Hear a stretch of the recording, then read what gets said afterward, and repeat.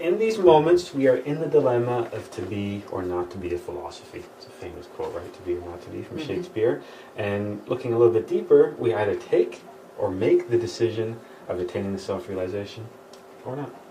It's really what it is. It's a choice. Like we're standing at the fork of a road. We either, go back to the normal way of living, with our consciousness sleeping under the influence of the ego, letting all those opportunities go by, or we take the other path and we change that, and we attain the self-realization, the awakening of the consciousness. The four paths. In this world, there exist many religious forms, all claiming to be the path to salvation, right? Everybody claims that they've got the answer to everything. Okay, you don't have to go very far before you can find people that are in all kinds of different religions and sects, and not even just like organized religions, different schools, different spirituality aspects. There's tons of people saying that this is the way to the truth or whatever. Unfortunately, most lead to a dead end. Very few people in this Iron Age awaken consciousness as the ego is too strong. There's a lot of degeneration and corruption that occurs in various religious organizations and schools and that kind of stuff. And that was one of the things that interested me about Gnosis. It's Master Samael put some very rigid things in place to prevent that from happening in Gnosis. One of the big things being we don't charge money. So nobody can be corrupt and be in this just for the money kind of thing. When you guys get involved in Second Chamber, you'll see there's no degrees, there's no levels, there's no fancy ways of bragging, there's no hierarchy, there's nothing like that, because these are things that, when given to the ego, tend to corrupt. And we've all heard the expression, absolute power corrupts absolutely, right? It's the same idea. So when we look around at the world's religions, a lot of them preach the dead word. Remember that many religions rise and fall within time, and where we are right now in the Iron Age is in the tail end of a lot of those religions. I mean, just look at the problem in the last decade or so that Catholicism is facing, with all the accusations and all the challenges that they're having. So unfortunately, there's a lot of different paths that we can take, but a lot of them, they lead to a dead end. They don't lead to the awakening of the consciousness, because so many religions don't preach or don't talk or don't educate people in the three factors. Christianity, for example, is very big on sacrifice, but they don't really do much at all with the death, and they don't even go anywhere near the birth. Okay, so you see that when you compare a lot of different religions and a lot of different paths. Sometimes there's elements of the three factors, but it's rare to find a combination of all three of them. One of the big problems that we face too is when people look for salvation, when they look for divinity, when they look for something spiritual, something greater than themselves, that's always an external search for some reason. It's very rare for people to do that internally. And when we go back, thousands of years to the origins of Gnosis, this is where Gnosis and Christianity butted heads. And this is why the early Gnostics were actually persecuted by the Christians, because the Christians needed this search, this salvation, to be an outside process. They needed a church and a hierarchy and a structure, where the early Gnostics were saying, you don't need any of that. You don't need priests and bishops and popes and all that kind of stuff. Everything you need is found inside yourself. The church you need to go to is inside yourself. The connections you need to make are inside, and that was something that was at odds with what Christianity was trying to do at the time, so that led to the persecution of the early Gnostics. Unfortunately, many people blindly follow religious leaders and organizations who preach the dead word. And remembering back to the quote we looked at about Master Samael, don't follow me, I'm just a lighthouse for humanity. The idea being that it was a message important, it's not the individual. Unfortunately, we don't do that. We tend to really get hung up on who the people are and lose the message, because that's the ego inside us that makes us want to do that. And the dead word is just that. It's just, maybe at one time there was some truth, there was some life to what was the teachings, but now so many people have forgot what the teachings really mean, or there's been so much corruption and degeneration that the path has been veered away from a long time ago. People end up choosing faith in the word of others rather than experiencing the knowledge from themselves. And that really sets the path that we're trying to walk on a lot different than a lot of the places or religions, Christianity and that kind of stuff, where you're almost told that you can't connect with divinity directly yourself. You have to go through the priest or the bishop or whatever. He does it on your behalf. The idea being that for many years too, even those religions like Christianity and that kind of stuff, they wouldn't even make the books like the Bible available to the common people. Okay, so it was almost a way that it was kept for the religious elite sort of thing, rather than something that everybody could experience directly for themselves. And that's something that we know from studying Gnosis, that this is something that is built on experience. It's built on direct experience. It's built on things that we know for ourselves. We're able to test the knowledge. We're able to experience it directly, rather than just blindly following what other people say or what other people write. What really counts in life is what's inside oneself. So in the end, it doesn't matter what group, what sect, what religion, what path you belong to. It's not simply belonging to the path that's going to get you anywhere. So it doesn't matter just because you want to say you're Gnostic or you belong to Gnosis. That's not going to get you anywhere. It's the work that you do. It doesn't matter whether you're Buddhist, doesn't matter whether you're Christian. In the end, it's not who you belong to, it's the work that you do. Because it's the work that leads to the experience that leads to the transformation and the change. So it's not that saying that Gnostic is, or being Gnostic is the only way for awakening of consciousness. That's not what we're saying at all. We're saying that there's a lot of different paths that will get you there, but unfortunately many people get lost on the way. And in the end, it doesn't matter what path it is. You've heard the expression, all rivers flow to the ocean. It doesn't matter how you get there, as long as you get there. And the important thing is what's inside, the process that you're doing, the work that you're doing. It's not simply good enough to say you belong to a particular organization or another. And that's not to say that somebody who's Christian can never awaken consciousness, or somebody who's studying Jewish Kabbalah can never reach consciousness. That's not what we're saying at all.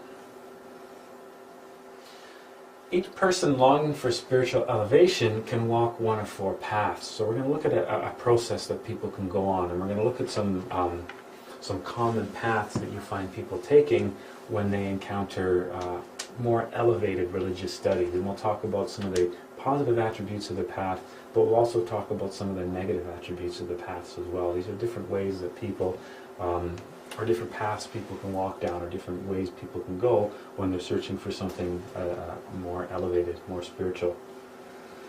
Each path that we're going to see ends up developing certain centers. So in many ways the four paths can actually serve a certain purpose. And sometimes we find when we come back again and again from lifetime to lifetime, we may have found that we have worked or walked some of these paths ourselves. Because sometimes we find ourselves walking these different paths that teach us about different centers and help prepare us for different aspects of the final journey that we walk. Remembering back to, I think, the 5th class we ever had, the intellectual, the motor, the emotional, the instinctive, and the sexual center, right? That's not new for us, that's just a review. Each of the paths we're going to look at is really focused on developing one particular center, or learning to dominate or control one particular center. The first path we're going to look at is the path of the fakir, and that's a fakir right there. There's another guy right there. This has got, what has he got, like hooks with weights hanging off of him. That looks like a very uncomfortable position. He's got like these blades or things stabbed through his tongue. I don't even want to know what that guy's doing with his leg. It just does not look comfortable. Okay. Looks distorted. Oh my God. The fakirs, they were very famous in India, right? And they're capable of amazing feats with the physical body. They can do all kinds of really bizarre stuff. There was one famous fakir that for, I don't know, I think it was like decades, just stood on one leg. There was another famous fakir that raised his hand and never ever put it down again. And it was so gross because when we looked at the picture of him, his arm was all mangled and atrophied because he put it over his head and he never took it down for like 30 years or something like that. Oh my But God. why? Yeah. Why did he do that? Yeah. Well, we'll get to that. Oh. There was another one that rolled across India. India's a pretty big Wow. rolled. I mean, like lay That's on the ground impressive. and roll. And every day he would roll further, and he would have these followers that would attend to his needs, bring him food, bring him water, and he literally rolled across the country. Okay? There's stories of fakirs that would bury themselves for days on end, and then the followers would dig them back up, and they'd simply ask for a glass of water, brush themselves off, and continue on. Okay, the fakirs are capable of doing really amazing feats with the physical body.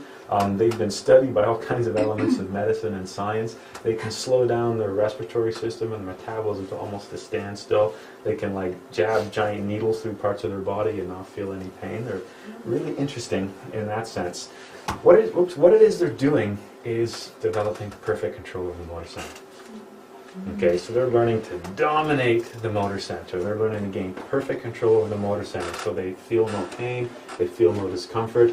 Things that you and I can't even imagine doing, they're able to control. Processes like respiration and digestion and that kind of stuff. They actually have physical control over that, and they can slow down all those different elements or functions of their body.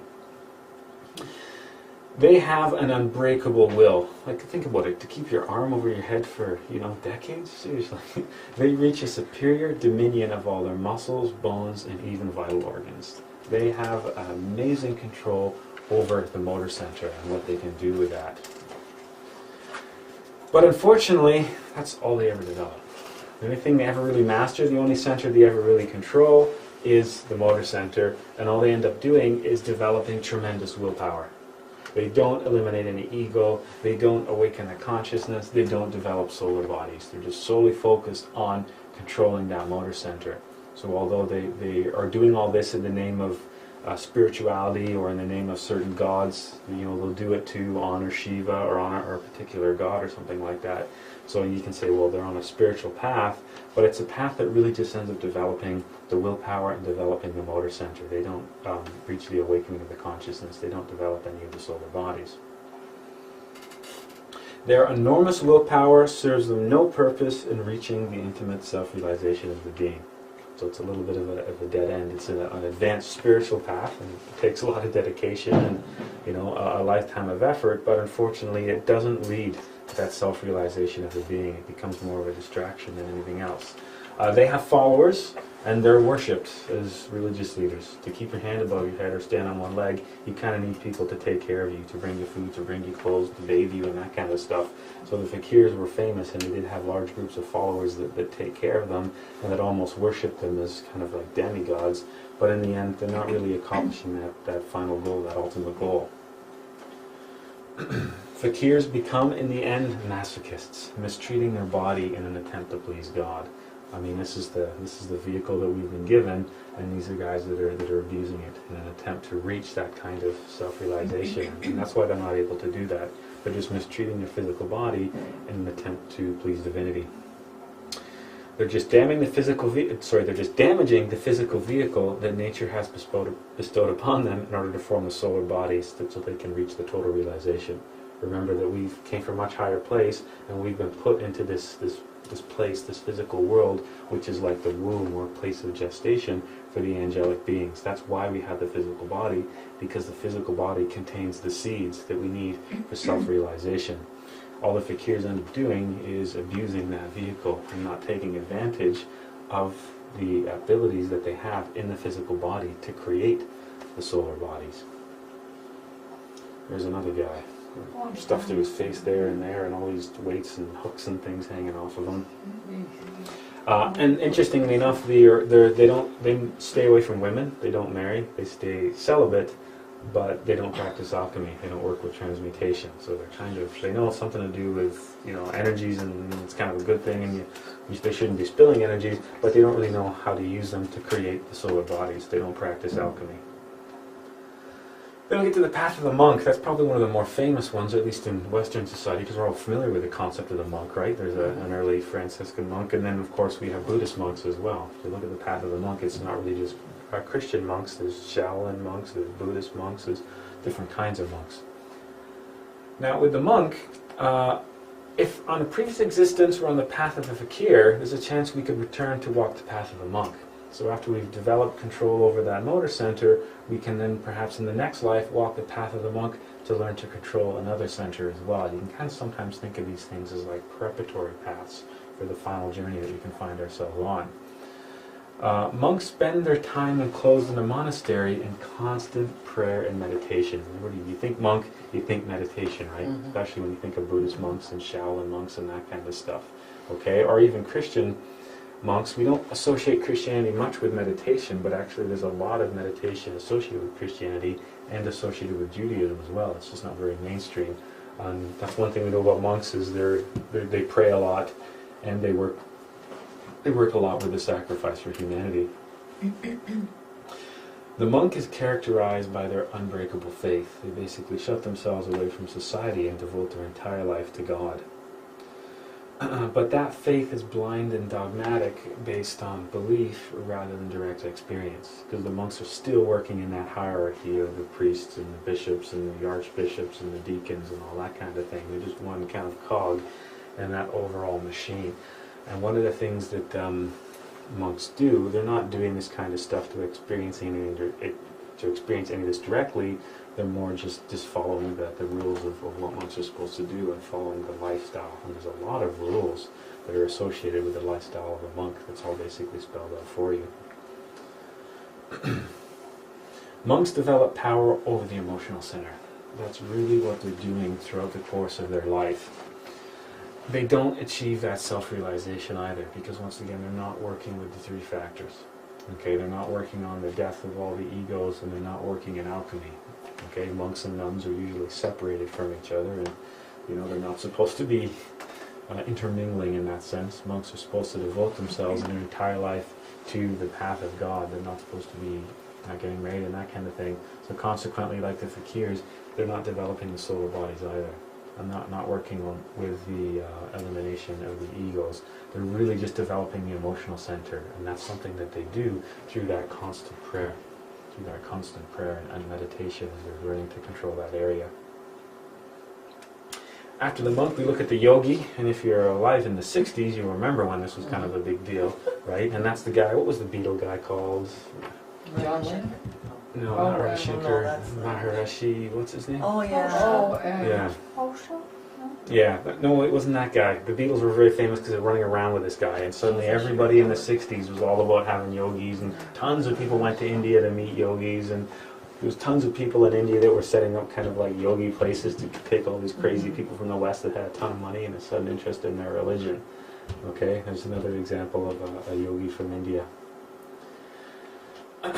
After the path of the monk, there's a possibility we can return to walk on the path of the yogi.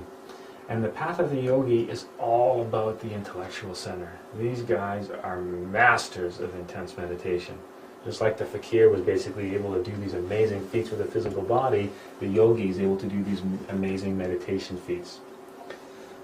They develop great powers of concentration through the dominion of the mind. These guys are able to, these are guys that will go into meditation for literally weeks on end.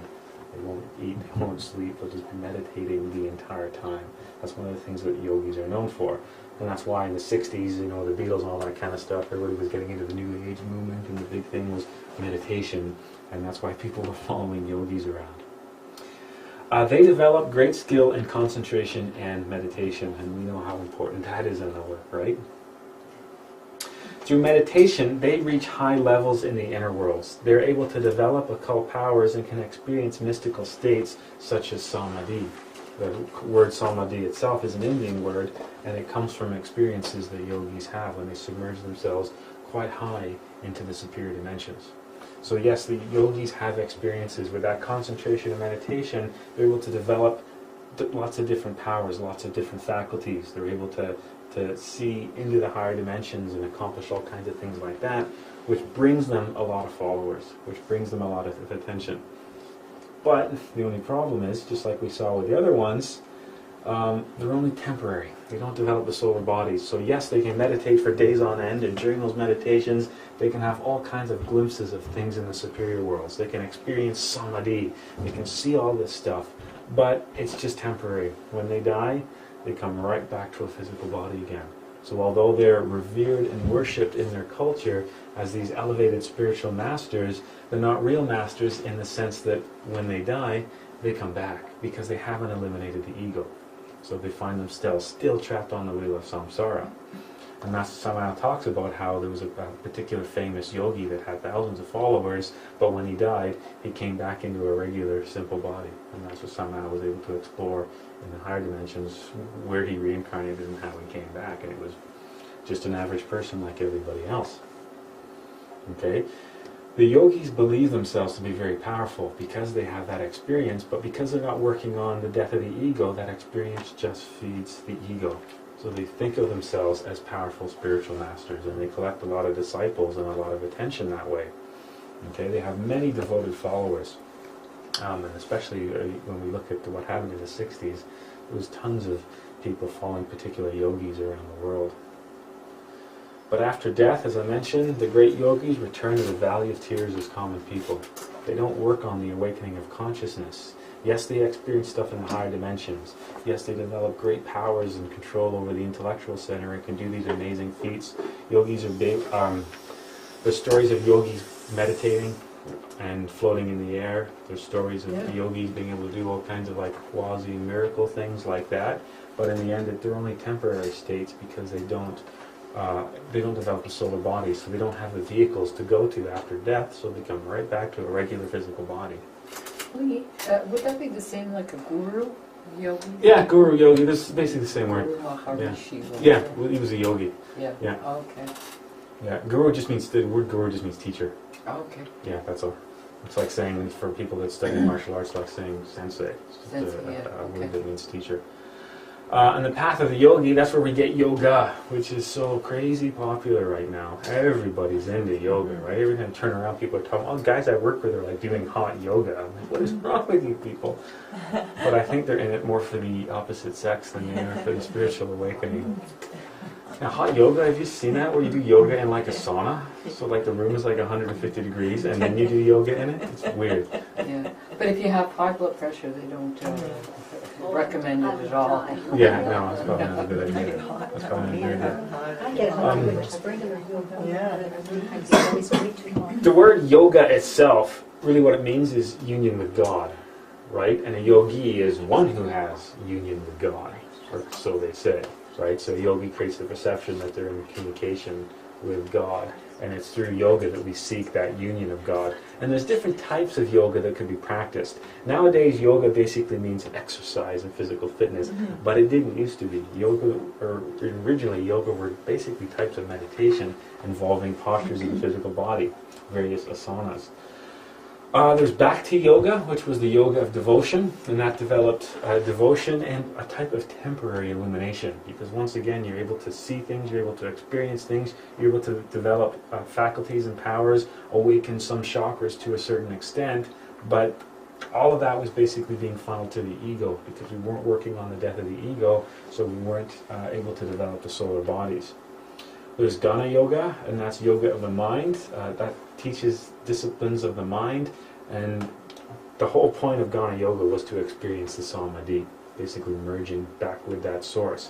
Yes, a very, very profound experience, but it doesn't matter how high you go up, when you die, you start right back at the bottom again. So there's no progress being made, because we're not seeing them working in the three factors.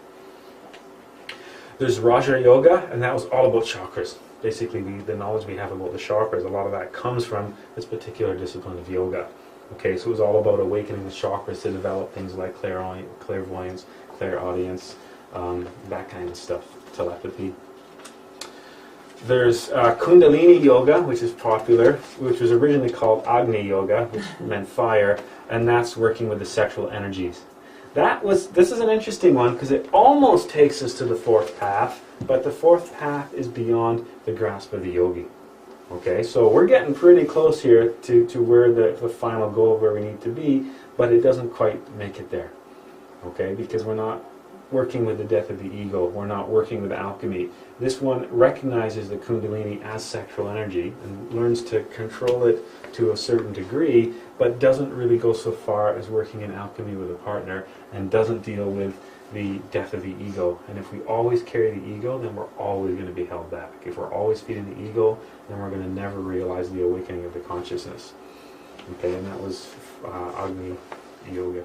And you can see, you can take Kundalini classes in town as an example. That was, I always wondered what exactly people think that they're doing while they're doing that. More like exercise, I guess. But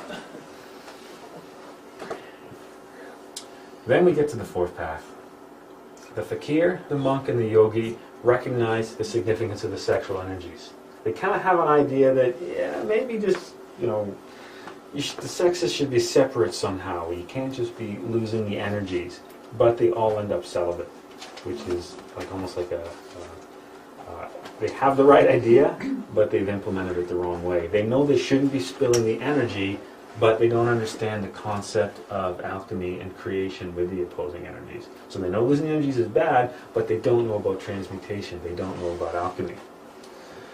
They avoid the opposite sex, consequently, and do not work with alchemy, which is their downfall. Because in the end, they're all seen, especially in our society, as kind of like elevated spiritual figures to a certain degree, but when their life is over, they all come back. I mean, even the Dalai Lama reincarnates in a physical body again and again and again. Great spiritual teacher, but still stuck in this plane, still trapped in a physical body. These three paths don't use all of the three factors for the revolution of the consciousness. And that's the point that we're really trying to make with this lecture. In the end, it's the importance, it's the balance of the three factors, the birth, the death, and the sacrifice. That's what leads us to the final liberation. Doesn't matter what path we go down, we're not thinking of ourselves as superior. We don't say, well, Gnosis is the only way, and if you're not studying Gnosis, then you're completely wasting your life. We're not saying that at all. We're just saying that whatever path people go down, if it's not working with the three factors, then it's not going to lead you to the final liberation. There's experiences that can be had along the way, there's things that can be learned, but they don't lead towards the final awakening of the consciousness. And in where we are in the end of the Iron Age of the Aryan race, that awakening of consciousness is vital. A lot of people on this planet right now are getting close to the end of their 108 lives, if it's not the 108th already. We don't have time to mess around taking a dozen or so lives to walk through these paths until we find the right one. That's why Master Samuel's message was so important, because we can skip all of this. And we can say, this is what I need to do, these are the three factors that I need to incorporate. And we can work towards that liberation now in order to escape the events that will come with the times of the end before the beginning of the next race. And then we too can enjoy the experience of the golden age of the next race. Remembering that one of the things Master Samuel teaches is, in order to escape the times of the end, in order to progress into the golden age of the next race, it's not like we have to be awakened spiritual masters. He talks basically 50% of the ego would be enough. Eliminate half your ego, that would have enough awakened consciousness to basically get through the times of the end and begin in the golden age of the next race. Yeah. What are the times of the end that he refers to? I've never heard of this. Yes, you have. We did the class on the okay. Never mind, Aquarius. That one you're talking about. I was going to say, you've got it on video. Yeah. The work with the third factor, sacrifice, is common on these paths. Okay, so you look at these people, and they're often trying to help humanity. They're trying to teach humanity. Monks and nuns, in particular, devote their entire life to sacrifice of humanity. You think of like Mother Teresa as an example. Definitely working on the path for sacrifice, but not working on the death of the ego and not working on the creation of the solar bodies, the birth. Maybe she didn't have any egos, though. Look at her. She lived in poverty, and she was, I don't know, I didn't see a phony or pretentious person. It doesn't have to be phony or pretentious. But maybe she did work on her. It's possible to work on your egos, or whatever they call them, in different religions, they call them different things, your sins or whatever, to be without sin. So. And the only thing I'm basing that on is that was never part of her teaching. So if she was doing it, she was doing it on a personal level. She I don't wasn't know what her teaching sharing. was. It was just to love everybody, Yeah, I guess. she wasn't talking and promoting, practicing the three factors. So, but you never know where people are at an internal level. Sometimes we don't even know where we are at an internal level, which is the unfortunate definitely thing, not right? practicing alchemy. Thank you for that visual image. I appreciate that. They don't practice alchemy with a spell, which ties into that point. There's nothing about these three paths that stress the work of alchemy. Gnostic science teaches there is only one path to arrive at that union with the divine. And that path, you can call it whatever you want. Remember, Gnosis just means wisdom, okay? But that path has to incorporate the three factors. So if you're a Buddhist working the three factors, great. If you're a rabbi working the three factors, perfect. If you're a priest working with the three factors, that works too. It doesn't really matter what path, because any path working with the three factors is the only path. Doesn't matter how you get there, doesn't matter what your background is when you start the three paths, the path is working with the birth, the death, and the sacrifice. But in Gnosis we recognize that before we can arrive at the one true path, many times people have to walk through different preparatory paths. So it's not like you go, oh, these are bad. It's not bad to be a monk, bad to be a yogi, or bad to be a fakir. They're just people taking a different route to get there. Just like if you were going to go from here to somewhere downtown, each of us could take a different path and end up at the same destination. Some are just longer than others and have more distractions along the way. In the end, if you get there, that's all that matters. Can you say that the other ones are kind of, they go to extremes? Yeah. They take one extreme and that's it. Yeah. And that's they don't remember, kind of combine. No, they're not balanced. Remember, They're not that's balanced. one of the other things that we're trying to do is to attain that balance. point of balance, Mhm. right? And those are definitely not very balanced. I remember one of the key things we're trying to do with eliminating the ego is to balance the energies. Mm-hmm. Because if we're always using one center more than the others, Mhm. we're going to Mhm. deplete that energy.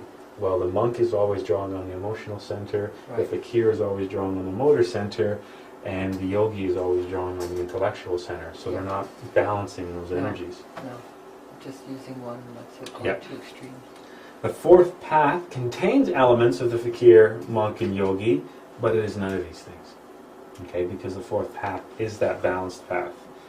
These paths are incomplete. They isolate themselves from the world and remain celibate. So they don't work with the elimination of the ego, and they don't work in alchemy with transmutation. Okay, they don't work in that perfect matrimony. They stay celibate, and they don't actually complete it. The fourth path includes the key of the Ark of the Covenant, which is, you've probably heard about the Ark of the Covenant before, right? The key of the Ark of the Covenant is alchemy, the perfect matrimony. Okay, and it said the Ark of the Covenant had the two angels on top, the male and the female, in that embrace and that touch. That's the Ark of the Covenant. That's really what that's all about. The fourth path works with the dominion of willpower, the emotions, and the mind, but in a balanced way. Okay, and this is what we were talking about, the concept of that balance has to be there, or else we're always overusing one center more than the others, which is not a balanced way to live. We need to separate ourselves from the currents of the extreme right and extreme left and walk the balanced path in order to experience that which is real. And we looked at that concept when we talked about the law of the pendulum, right? Finding that path of balance right in the middle. That's exactly what we're talking about here as well. We must avoid the battles and conflicts that exist between extreme right and the extreme left, which is the same thing as looking at the Tao from the Orient, finding that path of balance, that center path, the middle pillar. Instead, we must self-explore ourselves in a direct way to self-know and self-discover. And that ties right back to, remember class 1, what the Greeks had over the doors of the temples? Gnosis and know thyself. Yeah. This leads to the experience of that which is real, that which is the truth. So working with the three factors, limiting that ego so we can maintain that balance, working in alchemy to create the solar bodies, and the whole time it's doing sacrifice for humanity.